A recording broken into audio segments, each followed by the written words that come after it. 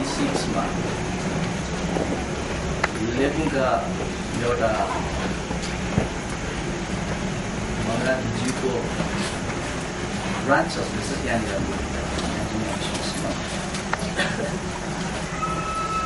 धेरै साल भइसक्यो।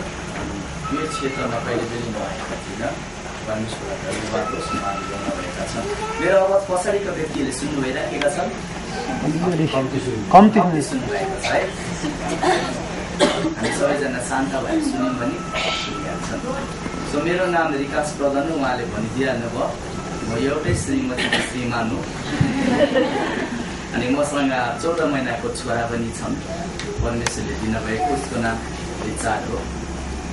अनि नक्सलबारी एरिया भन्नुभएको तपाईँले सुन्नुभएको होला। सिलिगुडी बागडुग्रा छेउमा पर्दछ, बागडुग्राको छेउमा। त्यहाँनिर जगडामुड भन्ने एउटा एरिया छ। अनि त्यहाँनिर मसँग मेरो एउटा स्थानीय मण्डली छ। अनि आजको दिनमा हामी सबैजना त्यहाँ भेला भइराखेका छन्। अनि लगभग 700 जना मानिसहरू यहाँ सङ्गतिमा आराधना भइराखेका छ। यति बेला हामी वहाँ 11 बजी सुरुवात गर्छौँ। 700 व्यक्तिहरू परमेश्वरको आराधनामा छन्। जब म 8 वर्षको थिएँ त्यति बेला परमेश्वरले मलाई पवित्र आत्मामा जन्म दिनुभएका थियो। 12 वर्षको उमेर हुँदाखेरि उहाँले विभिन्न भारतको स्टेटहरूमा लानुभयो अनि उहाँको राज्यको काममा गराउनु गयो। अनि विभिन्न क्षेत्रमा म गइराखेका थिएँ। यीशुको सुसमाचार सुनाइराखेका थिएँ। हिलिङ क्रुसेडहरूमा बोलिराखेका थिएँ। 10, 20, 50, 60, 50,000, 1 लाखसम्म मानिसको अगाडि प्रभुले पुर्याउनु भयो। अनि परमेश्वरले भारतको लगभग भारतीय स्टेट मेरो जीवनको यात्रासम्म लगभग सबै स्टेट म पुगिसकेका छु। अनि यसरी नै म गइराखेका थिएँ। अनि कतिजनाले मलाई टाइटल दिएछ। त्यो टाइटल चाहिँ के भन्दाखेरि चाहिँ डुलुवा पास्टर भनेर। म विभिन्न जग्गा जान्थेँ अन्त डुलुवा पास्टर भएका थिएँ। अनि धेरै मानिसहरूले बोलाउँथे, सबैजना आशिषित भइराखेका थिए। अनि मसँग स्थानीय मण्डलीमा लगभग 60-70 जना मानिसहरू मात्रै थिए। एक दिन परमेश्वरले मलाई बोल्नुभयो अनि उहाँले मसँग भेट गर्नुभयो। 2004 उहाँले मलाई भेट गर्नुभयो। अनि परमेश्वरले आफ्नो मण्डलीको विषयमा मलाई बताउनु भयो। जुन मण्डली परमेश्वरसँग आफ्नो निर्माण गर्न चाहनुहुन्छ, जुन मण्डलीको डाइरेक्टर, जुन मण्डलीको निर्देशक स्वयं प्रभु यीशु बनिन चाहनुहुन्छ, उहाँले त्यो मण्डलीको नक्सा मलाई बताउनु भयो। अनि त्यो नक्सा अनुसार हामीले गर्न सुरुवात गऱ्यौँ। अनि जब त्यो नक्सा अनुसार प्रभुले दिनुभएको अनुसार गर्दै गर्दै गयौँ। आज एउटै स्थानीय मण्डलीबाट हामीसँग 50 वटा मण्डलीहरू छन्।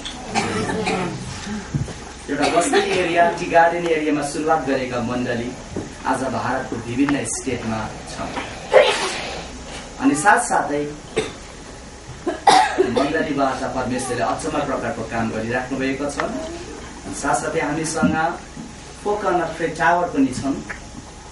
रिसेन्टली हामीले यो सालको मार्च दिनको खोलेका हो। अनि त्यहाँनिर प्रे टावरमा प्रेयर वरियर छैन, त्यहाँ इन्टरसेसरहरू छन्, मध्यस्थता गर्ने व्यक्तिहरू छन्। प्रेयर वरियर हुन्छ, अर्को एउटा इन्टरसेसर हुँदछन्। म स्वयं एउटा वरियर हो, किनभने म फिल्डमा छु। वरियर भनेको युद्धको जसले युद्ध गर्दछ, तर इन्टरसेसर भनेको मध्यस्थता जो मोजेस थियो। मोसा एउटा इन्टरसेसर हो अनि यहोशु एउटा युद्धक हो। अनि आज मण्डलीहरूलाई मध्यस्थता गर्ने व्यक्तिको खाँचो छ। आमेन। यहोशुले तब विजय पाउँदथ्यो जबसम्म मोजेसले मध्यस्थता गर्दै आफ्नो हात उचाली राख्यो। जब मोजेसका हात गल्थ्यो अनि हात मुनि झर्थ्यो, यहोशु हारिराखेका हुँदैथियो। अनि जब उनीहरू हारिराखेका हुन्थ्यो त्यति बेला तुरुन्तै यहोशुहरूले हेर्थ्यो, ओ मोजेसका हात निचा भएको छन्, उसलाई सहायता गर। यसै कारणले गर्दाखेरि एउटाबाट दुईटा गरेर आज हामीसँग 11 जना मध्यस्थता गर्नेछन्। अनि एभ्री मर्निङ बिहानको 10 बजेदेखि लिएर 4 बजीसम्म त्यहाँनिर प्रार्थना हुँदछन्। अनि साथसाथै हामीसँग स्कुल अफ किङडम पनि छ, बाइबल स्कुल पनि छ। स्कुल अफ किङडम सालमा 2 चोटि हुँदछ।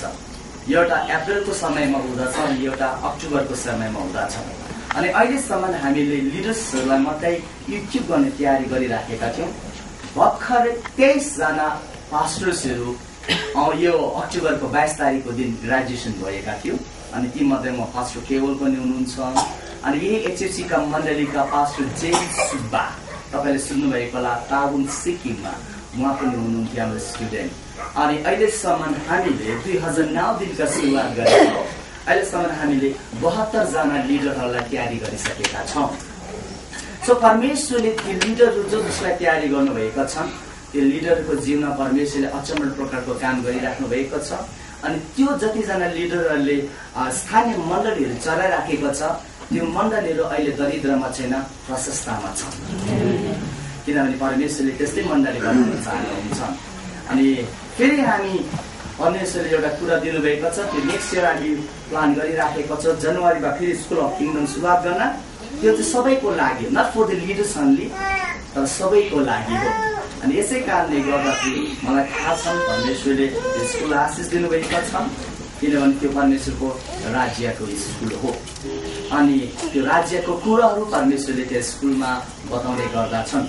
सो जहिले हुँदछन् म आनन्दज्यूलाई इन्फर्मेसन दिनेछु अनि त्यो इन्फर्मेसनद्वारा आउनु चाहनेहरू उहाँलाई कन्ट्याक्ट गरेर आउन सक्नुहुन्छ। सो आजको दिनको लागि तपाईँले मलाई बोलाउनु भयो, म एकदमै खुसी छु, आनन्दित छु। अनि म परमेश्वरलाई धन्यवादी पनि छु तपाईँले रिसिभ गर्नुभएको कारणले गर्दाखेरि।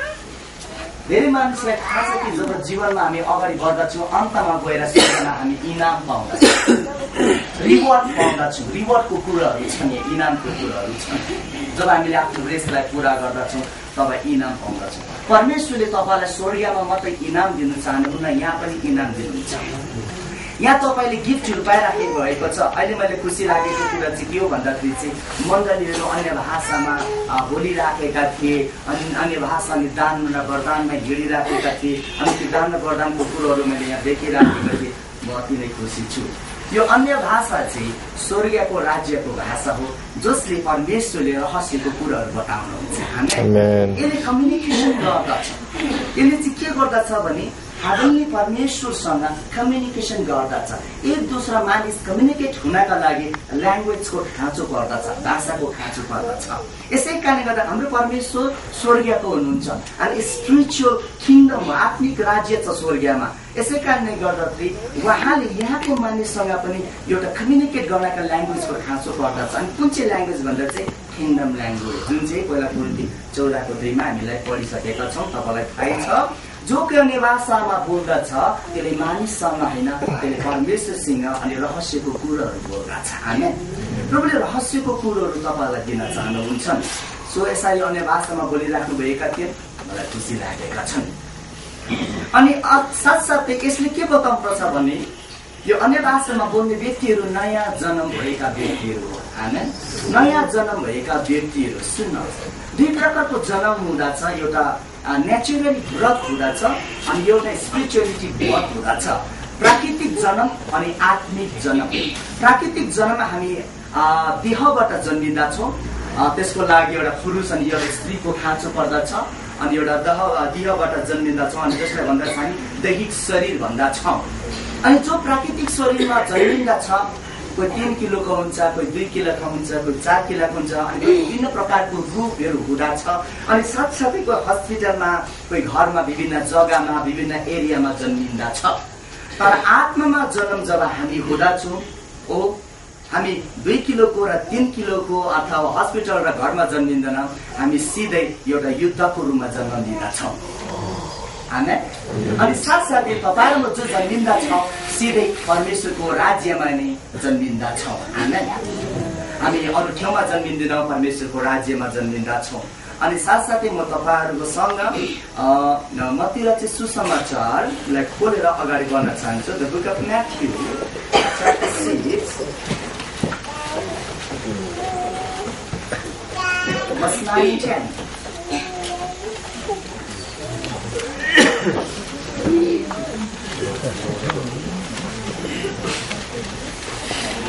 Talking over this. No, just talk. What the? Matthew 9 अनि 10 तपाईहरु मध्ये कसैले पढिदिनु नेपाली तिमीहरू चाहिँ यस किसिमले प्रार्थना गर, हे हाम्रा स्वर्गमा बस्ने पिता, तपाईको नाउँ पवित्र गरियोस्, तपाईको राज्य आओस्, तपाईको इच्छा स्वर्गमा चाहिँ यस पृथ्वीमा पूरा होस्। आमेन। यो येशूले गर्नुभएको प्रार्थना हो अनि येशूले आफै गरेर अरूलाई सिकाउनु भएको प्रार्थना हो। येशूले भन्नुभयो, हे हाम्रो स्वर्गमा बस्ने पिता, तपाईको नाम पवित्र होस्, तपाईको राज्य आओस्, तपाईको इच्छा जस्तो स्वर्गमा छ यस पृथ्वीमा पूरा होस्। जब येशू ख्रीष्ट यरुशलेममा हुनुहुन्थ्यो, इजरायलमा हुनुहुन्थ्यो, त्यति बेला अलरेडी राज्य थियो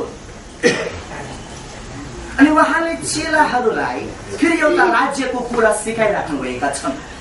त्यति बेला अलरेडी राज्य थियो, तर येशूले कुन चाहिँ राज्यको विषयमा आफ्ना चेलाहरूलाई भनिराख्नु भएका छन् अनि साथसाथै येशूले कुन चाहिँ राज्य ल्याउन चाहनु भइराखेका छन्, यो कुरा हामीले जान्न आवश्यकता छ। जब येशू हुनुहुन्थ्यो त्यति बेला प्राकृतिक राज्य थियो अनि प्राकृतिक राज्यमा प्राकृतिक मानिसले राज चलाइराखेका थिए, जसको नाम हिरो, जसको नाम पिलातस, जो रोमन सम्राटको राज्य थियो। अनि येशू आउनुभएका थियो अनि उहाँले चेलालाई भन्नुभयो, हामी यस किसिमले प्रार्थना गरौँ पितालाई, तपाईको राज्य आओस्। उहाँले यस पृथ्वीमा आफ्नो राज्य ल्याउन चाहनुहुन्छ। कुन चाहिँ राज्य ल्याउन चाहनुहुन्छ? त्यो एउटै मात्र राज्य हो जुन चाहिँ स्वर्गको राज्य हो। आमेन। अनि स्वर्गको राज्य चाहिँ आत्मिक राज्य हो। अनि येशू ख्रीष्टले किन स्वर्गको राज्य पितालाई यहाँ ल्याउनका लागि बिन्ती गरिराखेका थिए? किन येशूले स्वर्गको राज्यलाई यस पृथ्वीमा ल्याउनका लागि उहाँले काम गरिराख्नु भएका थिए? किनभने येशू ख्रीष्ट पृथ्वीबाट आउनुभएको होइन, येशू ख्रीष्ट संसारबाट आउनुभएको होइन, उहाँ स्वर्गबाटै आउनुभएका थिएन। आमेन। उहाँ स्वर्गबाटै आउनु भएको कारणले गर्दाखेरि उहाँले यस पृथ्वीमा स्वर्गकै राज्य ल्याउन चाहनु भइराखेका थियो। आमेन।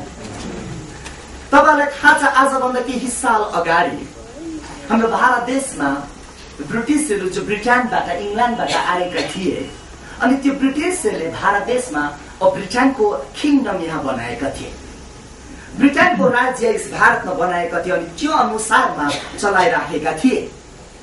जब एउटा प्राकृतिक मानिस आफ्ना देशबाट अर्को देशमा जान्छ र आफ्ना देशको राज्य स्थापित गर्दछ भने यसै कारणले गर्दाखेरि जो व्यक्ति स्वर्गबाट आएका थिए उसले पनि स्वर्गकै राज्य यस पृथ्वीमा ल्याउन खोजिराख्नु भएका थियो। आमेन।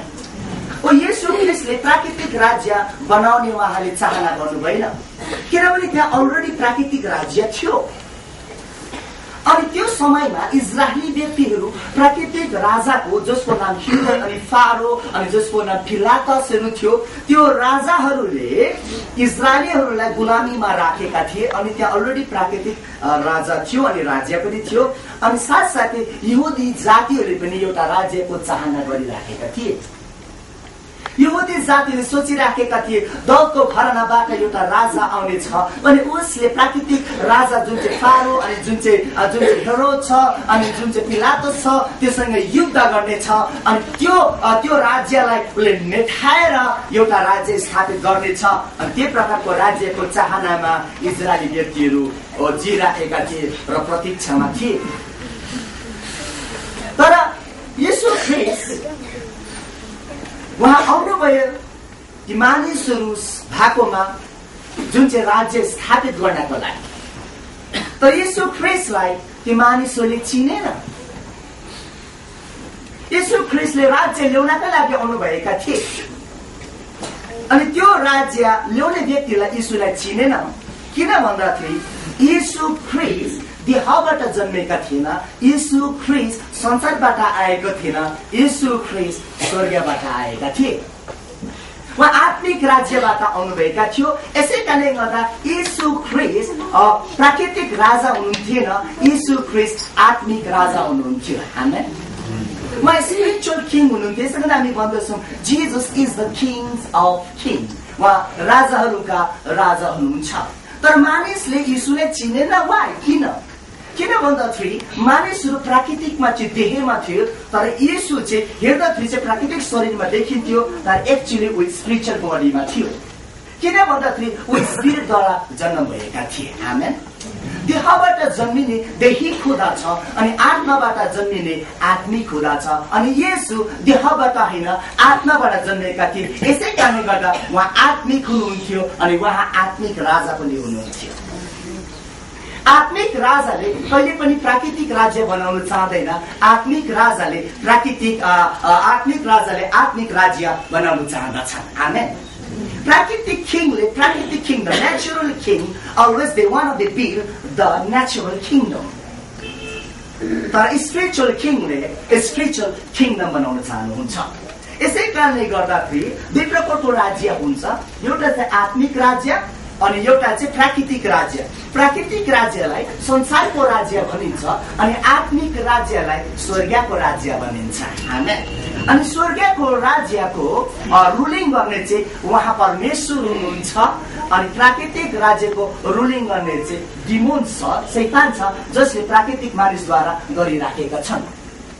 यसै कारणले गर्दा पावलले एफिसीको मण्डलीलाई भन्दछ, हाम्रो युद्ध रगत र शरीरसँग होइन, मासुसँग होइन, तर प्रधानताहरूसँग, सेनाहरूसँग, यो संसारका शासकहरूसँग अन्तमा गएर भनेछ स्वर्गीय स्थानमा बस्ने, मिन्स स्वर्गमा होइन, हेभनली रिम्समा त्यो वायु छ, त्यहाँ बस्ने आत्मिक दुष्टको सेनाहरूसँग।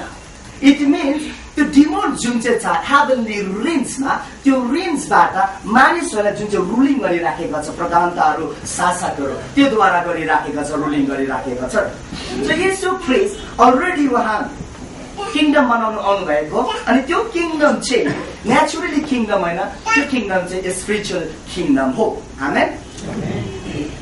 सो येशू ख्रीष्टले भन्नुभयो, मेरो राज्य यो संसारको होइन, मेरो राज्य स्वर्गको हो। यदि मेरो राज्य यो संसारको भएको भए मेरो चेलाहरूले युद्ध गर्ने थियो। उहाँले भन्नुभयो मेरो राज्य यो संसारको होइन।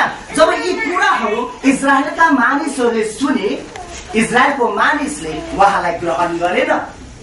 बाइबलमा लेखेको छ उहाँ आफ्नै कहाँ आए, आफ्नै नै उहाँलाई ग्रहण गरेन।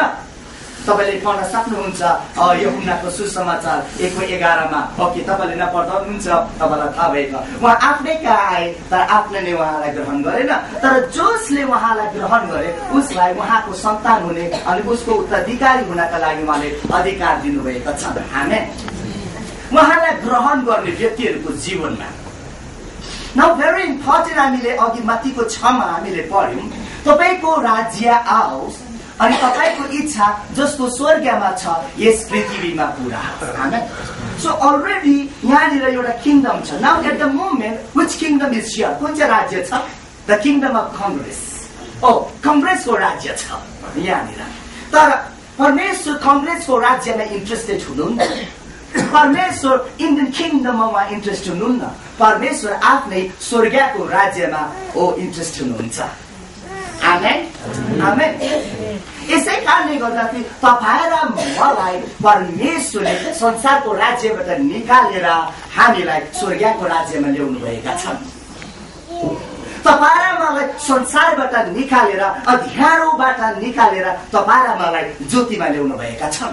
यसमा येशूले भन्नुहुन्छ तिमीहरू संसारको होइनौ, यसै कारणले गर्दा संसार तिमीलाई प्रेम गर्दैन। You are not from this world. The very important यहाँ के कुरा मजाको कुरा हामी के पाउँछौँ भने जिजसले उहाँको किङडम, हेभनली किङडम यहाँ ल्याउन चाहनुहुन्छ।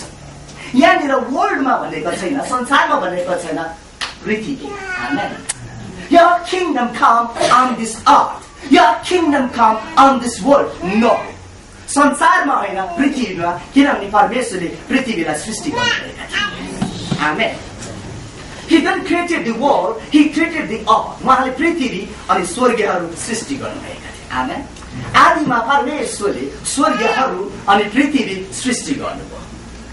That is called the earth. Now very important के छ भन्दाखेरि the word we have to understand about the world. संसार के हो? जुन कुराको स्रोत परमेश्वरबाट होइन त्यही संसार हो। जुन कुराको स्रोत परमेश्वरबाट होइन त्यही संसार हो। ध्यानसँग सुन्नुहोस्, यदि परमेश्वरले संसार बनाएको भए उहाँले कहिले पनि भन्ने थिएन मैले तिमीलाई संसारमाथि विजय दिएका छु। आमेन। I have given the victory over the world. I have given the victory over the Satan and I have given the victory over the flesh. मैले शरीरमाथि, शैतानमाथि अनि संसारमाथि विजय दिएका छु। आमेन। हालेलुया। हालेलुया। अनि यसै कारणले उहाँले भन्नुभयो हबकुक 2:14 मा पनि यो वचन हामी पढ्नेछौँ। The book of Habakkuk chapter 2 verse 14. 2:14. Habakkuk 2:14 त्यहाँ के लेखेको छ पढिदिउँ हामी।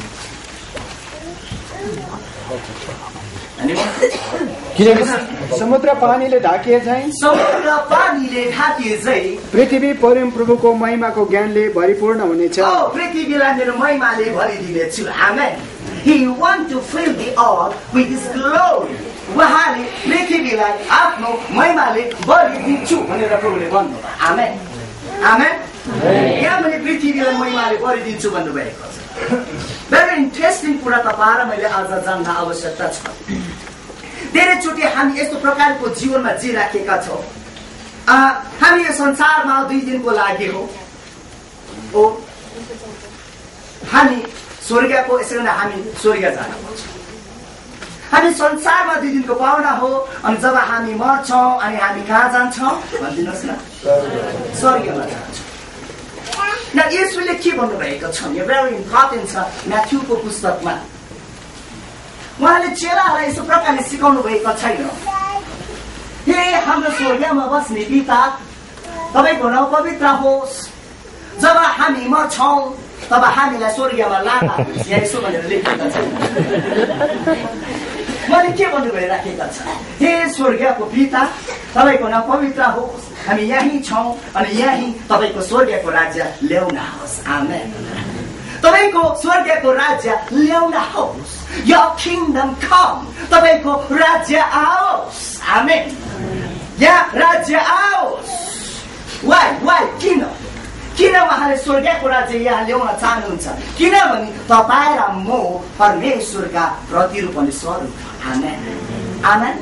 Very important तपाईँ र मलाई जेनेसिसमा गएर उत्पत्तिमा गएर बुझ्न हुनुपर्छ। In the beginning, the God created the heavens and the earth. सुरुमा परमेश्वरले स्वर्गहरू अनि पृथ्वी बनाउनु भयो। Then after that, उहाँले दूतहरू बनाउनु भयो, angels. अनि त्यो एन्जल्सलाई उहाँले स्वर्गमा राख्नु भयो अनि त्यो दूतको नाम भयो स्वर्गदूत। Heavenly angels dancing in the house. अनि त्यो एन्जल्सलाई परमेश्वरले बहुमूल्य पत्थर अनि हिराबाट बनाउनु भयो।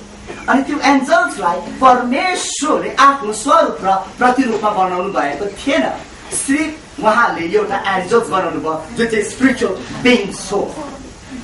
धेरै प्रकारको दूतहरू छन् जुन चाहिँ हामीले बाइबल स्कुलमा पढ्ने गर्छौँ अनि हामी पढाउने गर्छौँ। Fathers angels nun fathers angels अनि त्यहाँ विभिन्न दूत छ Gabriel Michael guardian angels seraphs and cherubims धेरै एन्जल्सहरू छन्। न all the angelsलाई परमेश्वरले बहुमूल्य पत्थरहरूबाट उहाँले स्वर्गमा राख्नु भने गिभन द नेम ओ स्वर्गदूत। Then after that परमेश्वरले मानिस बनाउनु भयो। सो मानिसलाई परमेश्वरले आफ्नो स्वरूप र आफ्नो प्रतिरूपमा बनाउनु भयो अनि त्यो मानिसलाई बनाएर परमेश्वरले स्वर्गमा राख्नु भएन। त्यो मानिसलाई बनाएर उहाँले कहाँ राख्नु भयो?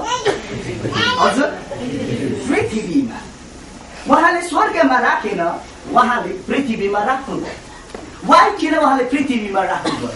किन उहाँले पृथ्वीमा राख्नुभयो स्वर्गमा राख्नुभयो? It means the God have a special plan. परमेश्वरको कुछ खास योजना छ। आमेन। He have a special plan on this earth. यस पृथ्वीमा परमेश्वरको खास योजना छ। यसै कारणले गर्दा धेरै अगम भक्तद्वारा उहाँले बोल्नु भयो यस पृथ्वीलाई म मेरो महिमाले भर्नेछु। आमेन। Now very important सुन्नुहोस्।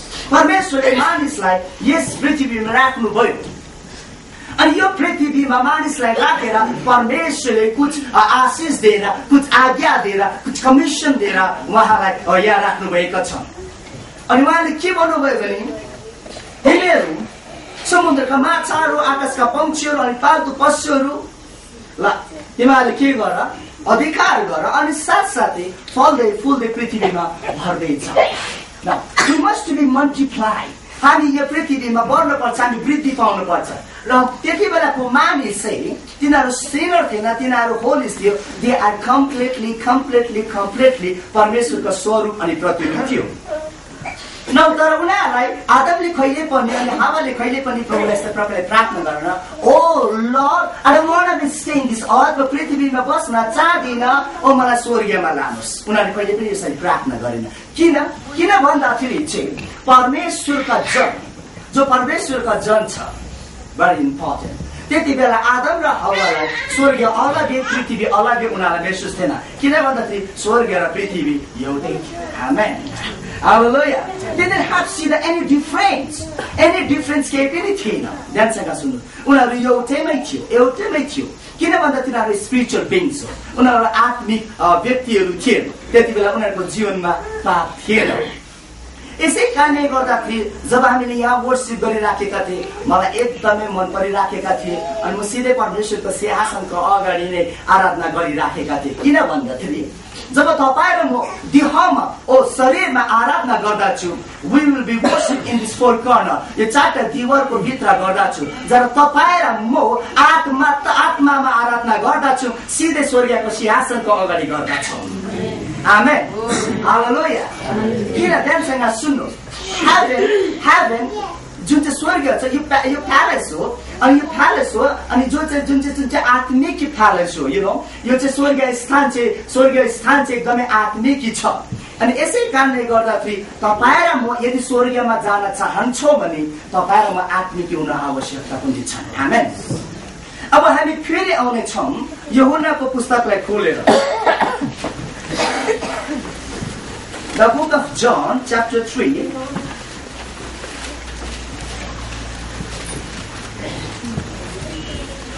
तिनको एक दिनको लिएर 5 सम्म कसैले पढिदिन। फरिसीहरू मध्ये निकोदेमस नाउँ भएका एकजना मानिस थिए। तिनी यहुदीहरूका महासभाका एक सदस्य थिए। यिनी राति येशू कहाँ आएर उहाँलाई भने, गुरुज्यू, हामी जान्दछौँ तपाईँ परमेश्वरबाट आउनु भएको शिक्षक हुनुहुन्छ, किनकि परमेश्वर साथमा हुनु भएन भने तपाईँले गर्नुभएका यी चिन्हहरू कसैले गर्न सक्दैनन्। येशूले तिनलाई जवाब दिनुभयो, साँच्चै म तिमीलाई भन्दछु, कोही नयाँ गरी जन्मेन भने उसले परमेश्वरको राज्य देख्न सक्दैन। निकोदेमसले उहाँलाई भने, मानिस बुढो भएपछि कसरी जन्मन सक्छ र? के त्यो आफ्नै आमाको कोखमा दोस्रो चोटि पसेर जन्मन सक्छ? येशूले जवाब दिनुभयो, साँच्चै म तिमीलाई भन्दछु, कोही पानी र आत्माद्वारा जन्मेन भने परमेश्वरको राज्यमा पस्न सक्दैन। Amen. Very important to know. Nicodemus, he is one of the leaders. ऊ एउटा यहुदीहरूको लिडर थियो, एउटा शासक थियो, वेल एजुकेटेड पर्सन, अनि वेल थ्योलोजियन्स पनि हो, किनभने व्यवस्था पढेका थिए।